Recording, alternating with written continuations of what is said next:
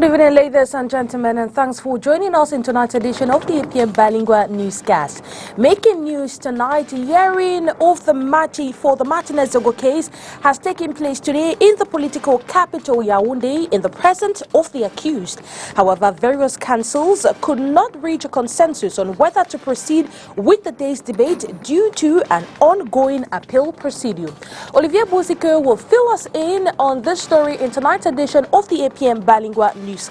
We talk about the tragic incident that has taken place today at Vallée Bessenguer. Two boys have lost their lives after attempting swimming in an overflowing drainage. While the boys reportedly made a bet, one that will see them emerge as losers, as one's body has been found with the other still missing. This and many more will be yours in tonight's edition of the APM Bilingual Newscast. Good evening once again. If you're just joining us, well, the APM Bilingual Newscast opens in the French language with you, Léla Renganzeux. Good evening. Bonsoir à vous, la Donnette Ondessa. Mesdames, bonsoir. Monsieur, bonsoir. Et merci d'être avec nous. Il est 20h sur les antennes de Spectrum Télévision. C'est le journal. Affaire Martinez-Zogo. L'audience s'est déroulée ce 8 juillet 2024 en présence des accusés. Les différents conseils n'ont pas pu s'accorder sur la décision d'ouvrir les débats ce jour. Ceci en raison de la procédure d'appel pendante devant la cour d'appel du centre. Olivier Bouzike pour plus de détails. Prévu le 17 juin et reporté en raison de la Tabaski, les 17 accusés dans le cadre de l'affaire Martinez-Zogo se sont présentés devant le tribunal militaire ce 8 juillet. Après le rejet de la demande de la consultation du dossier par le tribunal à la dernière audience, les différents conseils ont interjeté appel à la cour d'appel du centre. Pour le ministère public, aucune autre décision ne peut être rendue, la procédure d'appel étant pendante. Sauf que Maître Charles Tchungan et certains conseils ont réclamé la communication des charges qui pèsent contre les accusés. La procédure d'appel n'étant pas préjudicielle, estime-t-il, une position que d'autres conseils ne partagent pas. Le renvoi n'est pas, en mon sens, le renvoi n'est pas lié à une question préjudicielle.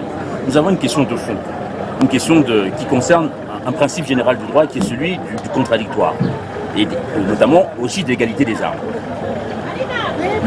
L'appel a été interjeté dessus, sur ce point-là. Le tribunal doit renvoyer. On doit surseoir. On ne peut pas se baser sur, sur la philosophie juridique. On n'est pas là pour dire non, c'est une question préjudicielle ou pas. Non, c'est une question de fond. Une question qui concerne les droits de la défense. On ne peut pas être en mesure d'engager ce procès sans que cette question-là soit réglée. Donc c'est une question fondamentale.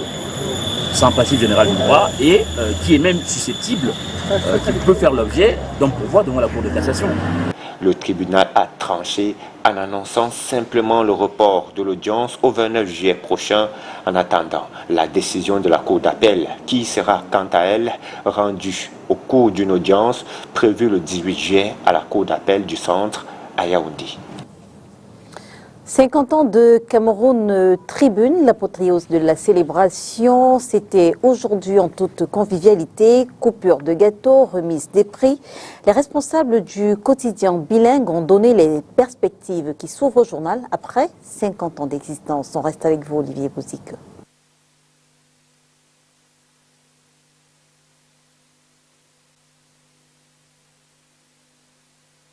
De fin pour une semaine qui aurait connu un point culminant en termes d'activités de qualité. Entre colloques, journées portes ouvertes, visites et remises de médailles, l'apothéose du cinquantenaire de Cameroun Tribune est symbolisée par la coupure du gâteau d'anniversaire. En présence d'un parterre de personnalités, plusieurs ayant vécu l'évolution du quotidien bilingue camerounais depuis sa création en 1974. Vous avez suivi la leçon inaugurale du maître, le professeur Jacques Famendo.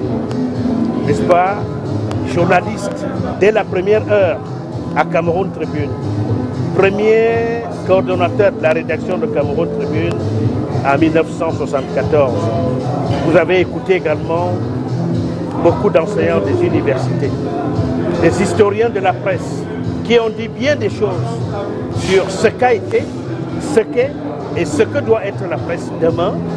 Je crois que tout cela a été très édifiant pour nous tous. Durant cette soirée-là, le président du conseil d'administration de la société de presse et d'édition du Cameroun, dans un discours bilan, a promis en perspective d'offrir encore de nouvelles et belles pages aux lecteurs de Cameroun Tribune. La projection d'un documentaire sur l'histoire de la SOPECAM a donné une assurance aux attentes du public. Le personnel et notamment l'équipe de la rédaction est plus que jamais déterminée à rester au centre de l'actualité. La rédaction s'est énormément féminisée. Nous avons le format papier, mais nous avons également la version en ligne du journal. Nous sommes sur les réseaux sociaux, vraiment pour être présents et toucher le plus grand nombre. Cameroun Tribune reste dans son temps, évolue avec son temps et ça va continuer comme ça. En guise de fin, toast spécial pour le cinquantenaire, remise des trophées aux gagnants des jeux concours, bal de clôture aux mélodies locales. Isnebo met tout le monde d'accord. Canton Aqua, fin des débats et querelles autour de la désignation du chef. Le préfet du département du Vouri vient de tenir une réunion de travail au cours de laquelle il a précisé que le processus de désignation a respecté les règles de l'art. Tous les fils et filles de ce canton sont appelés à se tenir derrière le chef. Orient Duncan pour plus de détails. Je n'imagine pas qu'on se mobilise autant pour quelqu'un qui est illégitime. Le préfet du département du Vouri a tranché net. Le docteur Louis Dindika Aqua est et demeure le chef du canton Aqua. En effet, l'autorité administrative qui a reçu de nombreux messages et documents contre le roi a décidé de mener des investigations pour démêler le vrai du faux. La réunion de travail de ce 5 juillet 2024 est l'occasion d'avoir un échange franc et sincère avec les Bonambela. S'il ressort que dans la cour du roi, il y a du bon grain et du vrai, force est de constater que la désignation du monarque a respecté toutes les règles de l'art. Le président de la République, l'homme qui commande tout le Cameroun, donne son aval, donne son onction, dit que j'accepte que Aqua succède à son père. Le Premier ministre, chef du gouvernement, signe, homologue dans la désignation le 23 janvier 2023. Je crois que vous avez vu le processus qui commence par vous et intègre jusqu'au président de la République, chef de l'État. Vous voyez vous-même toutes les strates de traitement du dossier. Pour qu'à la fin, moi, un simple citoyen du canton, quoi, ils disent que tous ces gens-là, c'est moi le mieux avisé. Donc c'est ce qui conteste la légitimité ou la désignation de votre roi femme. En réalité, il faut que nous prions pour eux. L'autre prière est l'appel à la paix, à la cohésion, à l'union des fils et filles Aqua derrière leur chef supérieur. Le préfet ayant prôné la paix à la fin de son discours, je crois que c'est tout ce que nous tous nous devons retenir. Parce que nous avons beaucoup plus de choses à faire pour le développement de ce canton que de s'enliser dans des conflits inutiles. Aujourd'hui encore, nous sommes édifiés. Ceux qui avaient des doutes, je pense que ces doutes, à partir d'aujourd'hui, sont levés. Tout ce que nous souhaitons dans notre canton, c'est le rassemblement, c'est la paix, c'est l'unité, c'est la cohésion. Que chacun se sente fier d'appartenir au canton Aqua. Reconnu par le Ngondo, l'administration et les enfants Aqua, au regard de leur forte mobilisation lors de cette rencontre, les contestataires sont invités à rejoindre les rangs. Et la suite de ce journal, c'est avec vous, la Donnette en dessin. Well, we talk about the unfaithful incident that has taken place today in Douala. Well, 2 boys have lost their lives in the Douala municipality, precisely at Valley Besenge, after attempting to swim in an overflowing drainage. Well, reports coming from there says they made a bet to see who could swim better. Unfortunately, one's body has been found, with the other still missing. Let's get more details in this report.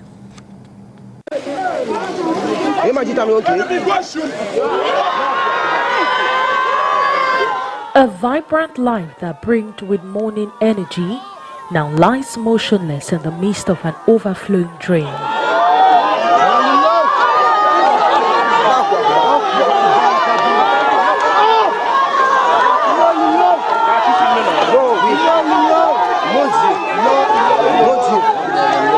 Two boys have lost their lives this morning while attempting swimming in an overflowing drainage at Valle Besenge in the Douala 1 municipality.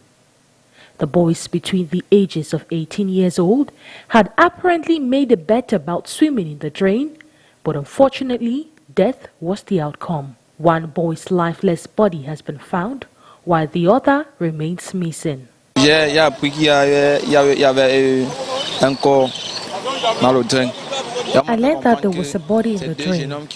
I was made to understand that it's two boys who made a bet over who could swim better than the other. They jumped into the water. Plus nager que l'autre. Là, ils ont parié, ils se sont plongés dans l'eau. Before taking this fateful decision, onlookers had allegedly warned the boys, but they disregarded the cautions. Je les ai vus, ils étaient de l'autre côté là-bas. Ils étaient au moins les deux gars qui nageaient. Ils étaient deux avec quelques petits à côté. Bon, ils étaient en train de causer. Moi, je suis passé. Je ne sais pas s'ils pouvaient. I saw them in the morning. They were talking very close to the drain. I passed by, not thinking they could jump into it. In my mind, I was wondering, what if they slipped and fell into the drain? What would they say? I passed by. While going, I noticed the children kept swimming. They would jump in and come out. Les petits sont en train de nager, ils sont en train de nager. Ils ont nagé jusqu'à, ils se sont arrêtés au niveau de la mosquée. Ils sont sortis de l'eau. Ils sont encore entrés, nager, continuer à descendre là en bas. Bon, c'est là où moi j'ai vécu la scène. Since 11 a.m., a rescue team alongside some inhabitants have been diligently searching for the bodies. A plongé, l'autre les suivi. Et quelques temps après, on a essayé de regarder d'où ils sont passés. On n'a pas pu identifier l'endroit où ils sont. Et quelques 30 minutes après, on a alerté la police. La police est venue et les sapeurs ont fait le corps au niveau du bar. Pendant que les gens étaient stockés là-bas, et les passants qui étaient de ce côté, l'autre a fait allusion qu'il y a un corps dans l'eau de ce côté. Et on a trouvé un corps. As of now, no additional information about the families of the deceased has been released. Authorities are expected to provide further details in the upcoming days.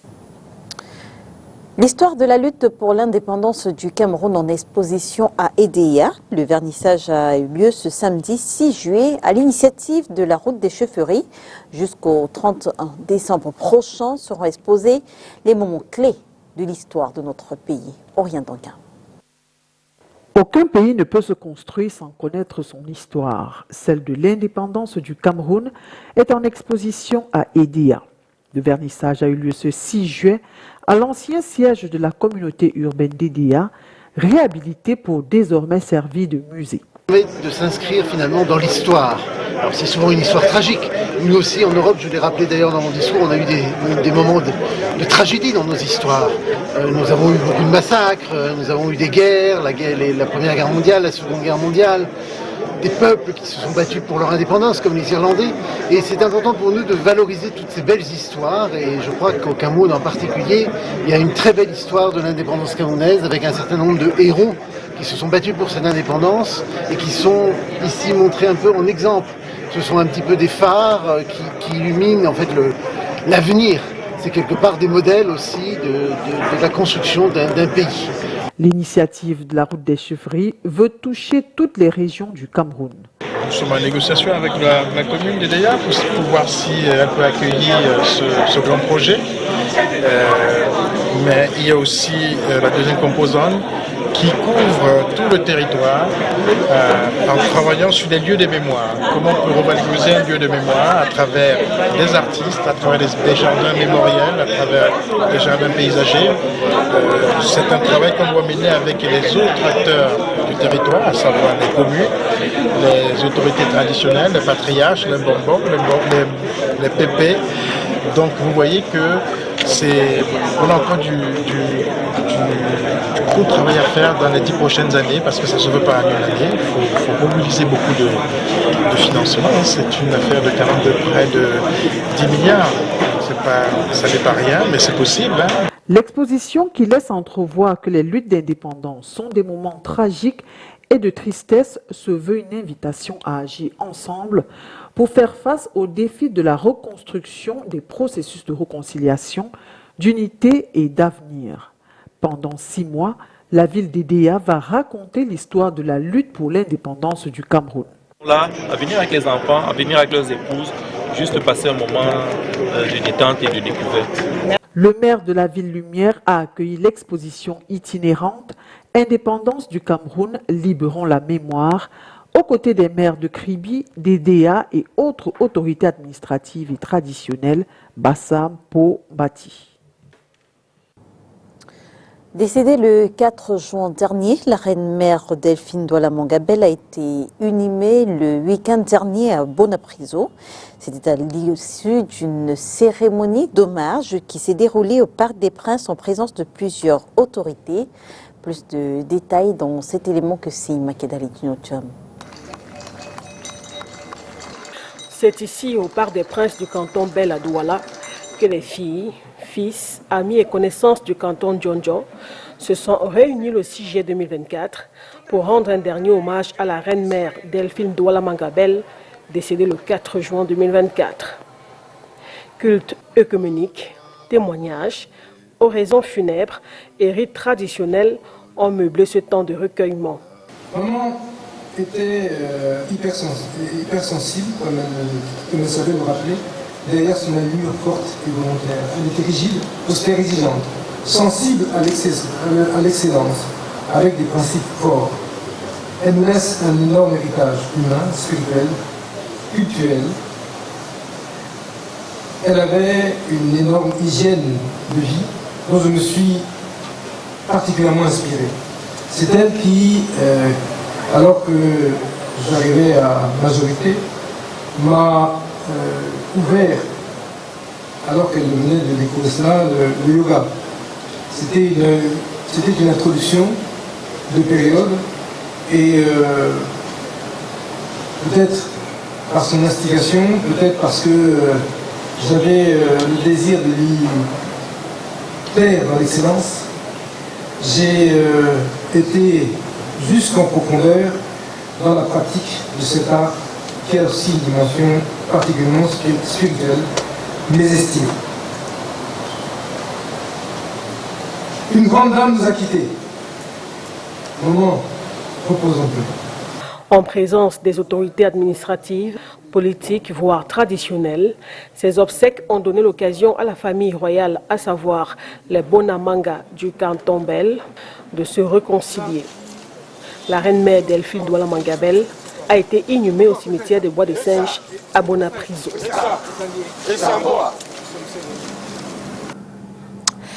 Well, tonight's edition of the EPM Bilingual Newscast has taken interest in a very popular phenomenon or action ongoing in Cameroon's economic capital, Douala, that is bachement. Well, it is a system where a bike rider tends to carry 2 or more passengers so as to make up for the cost of one journey.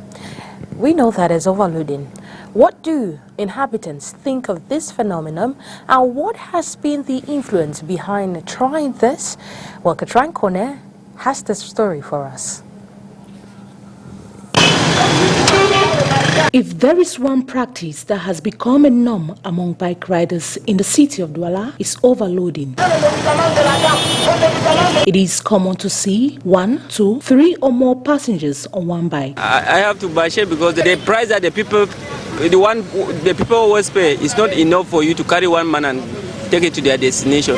So you need to add another person so that I can make up the money for the length of this for the distance covered. Tant que is strong, no money no day. Now você customer pay small money, second customer pay small. Você may go leave them pay let go. Engulfing of passengers at sea is based on the person's physique. Don't just carry people because we see people. You cannot just see anybody and you carry and want to carry. No, we try to look at customers before we bash them. That part of Bashiman say no even fine for Bashiman, two persons where they don't know themselves. While this passenger is comfortable with the growing phenomenon, this lady on her part says she pays double. I like to pay my complete fee from where mostly where I'm going to. Yes, as for now I'm going to Maché Congo Mbopi. I've paid my seat. But I don't have a choice because Douala is so populated. So if you want to, and then together there's no money. If you want to buy a loan, obviously you must pay high. We have no vehicle now. That's why we are entering this bike. We have just entered because we are seeing how the place is choked up and rain is falling. So we have to bash and go quickly where we are going because there's... However, the situation has been blamed on the current price inflation in the country.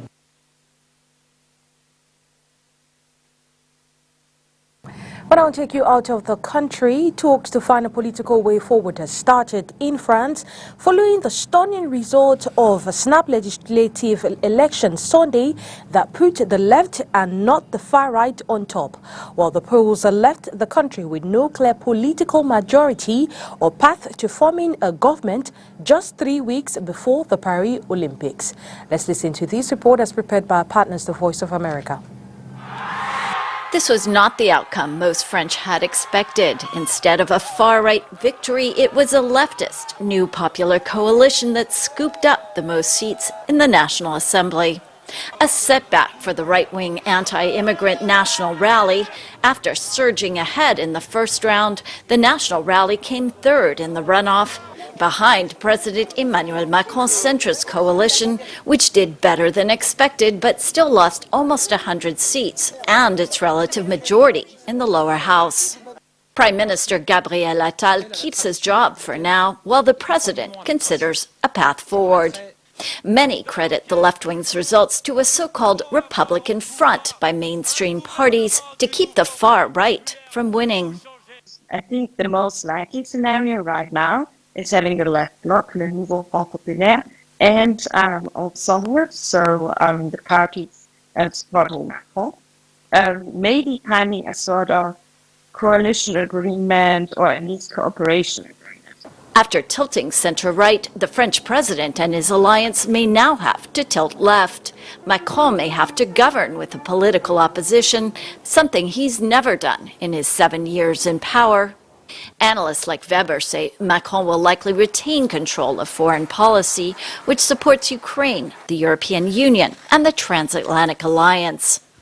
But a possible alliance with the left could halt or roll back Macron's domestic agenda, including controversial retirement and other reforms.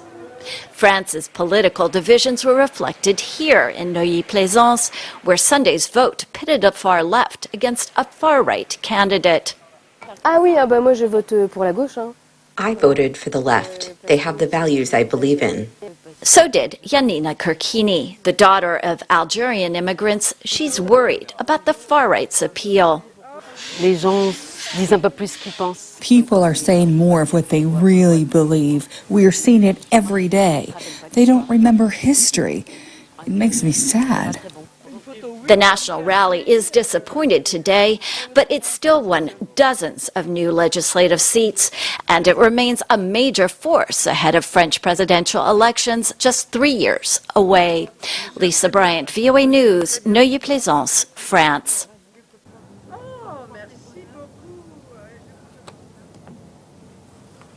Et puis sport, l'esplanade du Comité national olympique et sportif du Cameroun à Yaoundé a servi de cadre en fin de semaine dernière à la cérémonie de présentation des médailles obtenues par la Fédération camerounaise des sports équestres au cours de la saison épique 2024. Occasion pour celle-ci d'annoncer son ambition de vulgariser cette discipline dans toutes les régions du Cameroun. Makidali Djinouchon. C'est à l'esplanade du siège du Comité national olympique et sportif du Cameroun à Yaoundé que la Fédération camerounaise des sports équestres a présenté les différentes médailles obtenues au cours de l'année épique 2024 au président Ahmad Kalkaba Malboum.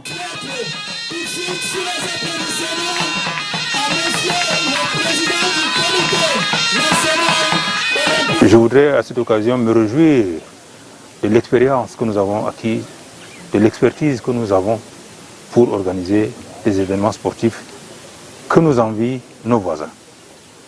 Et c'est dire que si les possibilités nous étaient données, nous pouvions porter très haut le vert jaune. Et c'est ce que nous avons fait tout au long de la saison épique 2024. Et c'est ce fruit-là que nous avons décidé de montrer, certes, aux principaux destinataires que sont le Comité national olympique présidé par le colonel Ahmad Kalkaba Malboum et le ministre des Sports. Mais c'est également aussi de dire aux Camerounais qui sont nombreux à ne pas savoir que ce sport est certainement le sport le plus populaire dans les 3 régions septentrionales et qu'il mérite d'être connu et adopté dans toutes les autres régions. Créée il y a plus de 20 ans, l'ambition affichée désormais est de vulgariser les sports équestres dans toutes les régions du Cameroun. Il y a plus de 20 ans, nous pensions mettre sur pied la Fédération camerounaise des sports équestres. Je ne voyais pas que les résultats que nous avons obtenus aujourd'hui étaient possibles. Donc c'est un sport qui est en progrès. Et je voudrais ici saluer les résultats de cette fédération, féliciter M.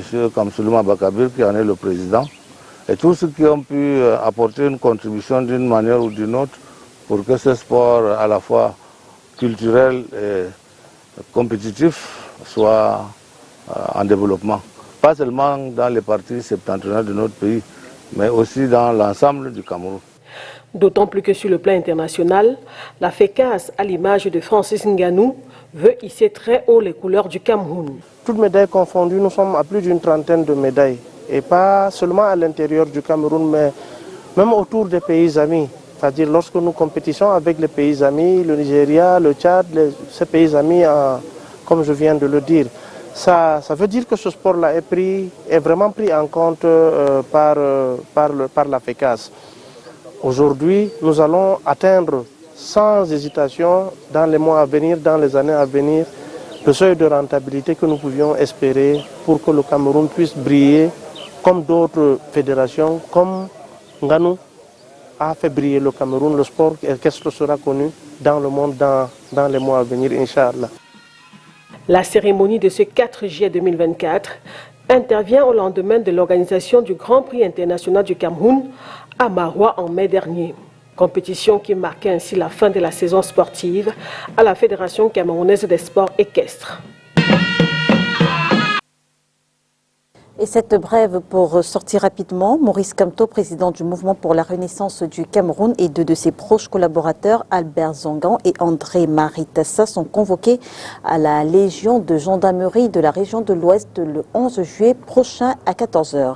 Si la convocation n'y vaut pas le fond du dossier, Cameroun Web affirme que selon des sources, la convocation serait liée à une plainte déposée par un ex-militant du Mouvement pour la Renaissance du Cameroun qui exigerait remboursement après avoir utilisé plusieurs millions de francs CFA pour la promotion du parti. Le même journal en ligne affirme avoir échangé avec un militant du Mouvement pour la Renaissance du Cameroun qui précise que le plaignant serait soutenu par des élites du Rassemblement démocratique du peuple camerounais. Le MRC n'a pas encore officiellement réagi, nous y reviendrons. Rideau sur le 20h, mesdames et messieurs, merci de nous avoir regardés. On se retrouve dès demain, 20h, sur les antennes de Spectrum Télévision. Si bien sûr Dieu le veut, bonsoir. Bonsoir à vous, la Donette Ondissa. Good night to you, Leila Renganzu, and good night to every viewer of Spectrum Television. Do have a wonderful night in the company of our programs.